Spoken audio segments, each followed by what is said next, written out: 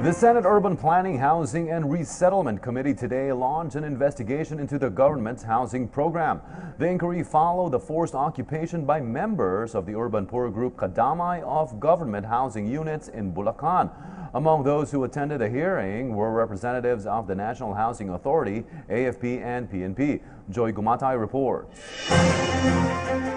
Kadamay's illegal occupancy of thousands of housing units in Pandi, Bulacan serves as a wake-up call for the Congress to inquire in aid of legislation the housing projects of the National Housing Authority. Hence, despite the ongoing recess, Senator J.V. Ejercito led a public hearing on the controversial issue, consequently to come up with proposed legislations that can make possible the provision of safe and just housing units for armed personnel, informal settlers and calamity victims all over the country.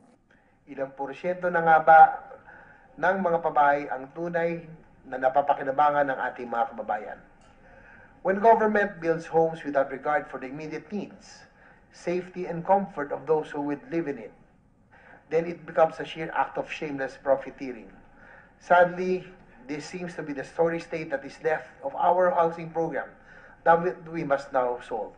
The hearing shed light on the reality that more than half of the housing units in Pandi, Bulacan were seized and now occupied by Kadamay members. Of the 15,244 completed units, 9,660 were presently occupied. Of the 9,660 occupied units, 5,288 were legally claimed by Kadamay, leaving only 4,382 for armed personnel beneficiaries. Furthermore, it has come to the attention of the Congress that the National Housing Authority failed to consult the beneficiaries on their housing preferences, the reason why thousands of housing units remain unoccupied until today. Dapat isipin natin yung mga utilities, services, transportation, and of course yung livelihood o yung hanapbuhay. So, yan yung isa sa nakikita ko na kaya napagkukulang, no, through the years, bakit nagkaganto ang housing sector.